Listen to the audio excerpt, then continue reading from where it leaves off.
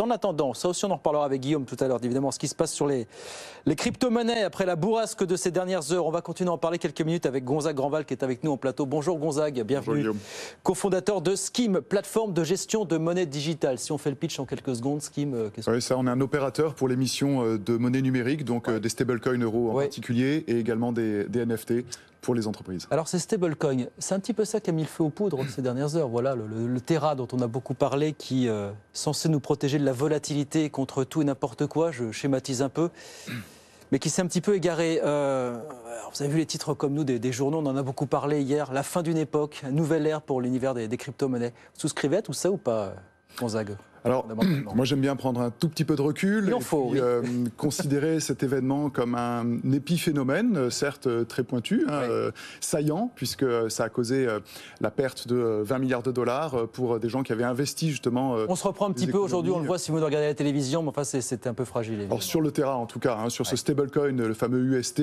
qui désormais n'existe plus, les gens ont perdu beaucoup d'argent, mais il faut bien préciser que ce stablecoin est un stablecoin expérimental, on pourrait l'appeler comme ça, parce que c'est un stablecoin algorithmique, donc qui est très différent de la majorité des stablecoins du marché. Les stablecoins du marché sont dominés par l'USDT, l'USDC, qui sont des stablecoins backés avec un sous-jacent, qui sont majoritairement des fiat, ou enfin des fiat, donc de la monnaie sur un compte bancaire, qui leur permet d'avoir justement un rapport au dollar qui est très proche, qui lui varie très peu. Donc une expérimentation qui n'a pas marché, qui a causé la perte de 2 milliards de dollars, mais qui n'entache en rien l'écosystème crypto et toute l'industrie qui est en train de se construire dessus. Gonzague, on a beaucoup expliqué hier sur BFM Business notamment les raisons de ce qui s'était passé, c'est-à-dire la corrélation croissante à l'indice Nasdaq et la plus grande volatilité aux décisions des banques centrales de la Réserve fédérale américaine, l'étroitesse du marché aussi des crypto-monnaies. La question que je voudrais vous poser, c'est pour les parties prenantes de cet écosystème dont vous faites partie, est-ce que tout ça va changer quand même quelque chose dans la façon d'opérer, de faire au quotidien? Vous, par exemple, au quotidien, avec vos clients, vos intervenants, est-ce que tout ça modifie un petit peu la donne ou pas du tout, finalement? Non, je pense que ce sont vraiment des étapes qui permettent d'apprendre, de comprendre ce qui se passe, sur quoi on travaille. Donc, les gens vont commencer aujourd'hui à regarder les stablecoins avec une approche un petit peu plus raisonnée, en disant finalement, selon les usages que je veux avoir avec mon stablecoin, si c'est pour du paiement, si c'est pour du hedging, pour sortir de position crypto et rester dans une position stable, on va prendre des stablecoins centralisés qui sont très stables et moins risqués que des stablecoins algorithmiques qui, eux, vont être majoritairement utilisés dans des applications de finance décentralisées qui elles-mêmes peuvent être risquées, qui ont des promesses parfois un peu exubérantes. C'était le cas pour l'UST de Terra. C'est un stablecoin qui avait une promesse associée qui était déraisonnable. En gros, c'est des rendements déraisonnables, de 20%. Complètement déraisonnables. Oui, bien sûr, bien sûr. Et tout le monde le sait depuis le début. Tout le monde voit que ce stablecoin promettait, pour ceux qui bloquaient leurs avoirs, d'avoir des rendements incroyables. Tout le monde sait qu'avoir des rendements incroyables, ça ne sort pas du chapeau. Il faut trouver l'argent. Et donc, voilà, quand on creuse un petit peu, on s'aperçoit que le fonctionnement d'un stablecoin algorithmique est compliqué, il peut être fragile, il y a des risques. Ici, tout le monde les avait vus. Tant que la musique tournait, on ne s'en souciait pas. Quand ça s'arrête, eh bien là, on se rend compte que tout est très fragile. Par exemple, qui sont vos clients, vos intervenants chez Scheme, vos interlocuteurs? Alors nous, nos interlocuteurs, en l'occurrence, par exemple sur le stablecoin, c'est la société Lug, qui est une spin-off du groupe Casino, qui a lancé un stablecoin euro sur le marché. Ce stablecoin est radicalement différent de ce qu'on a vu avec l'UST. C'est un stablecoin qui est backé, qui est un sous-jacent à 100% sur des comptes bancaires à la Société Générale. C'est-à-dire que lorsqu'on émet 1 000 € d'euros numériques, on met 1 000 € sur un compte bancaire.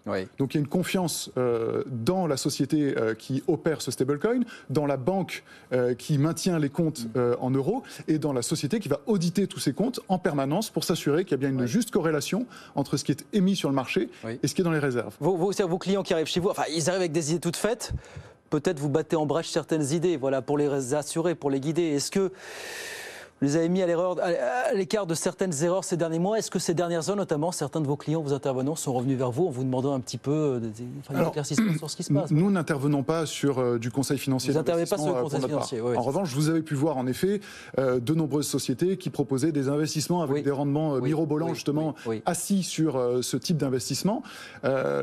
évidemment, tout le monde prend les mesures nécessaires pour avertir des risques que peuvent comporter ces investissements. L'AMF en premier lieu, évidemment, et pas que. Bon, donc tout le monde a averti des risques pris. Cependant, les risques, les gens les ont assumés en partie sans se rendre compte vraiment de la profondeur du risque qu'il pouvait y avoir. Oui. Et là, les gens l'ont vécu malheureusement pour ceux qui étaient investis dans ce type de stablecoin de façon un peu brutale et radicale, c'est qu'ils ont tout perdu.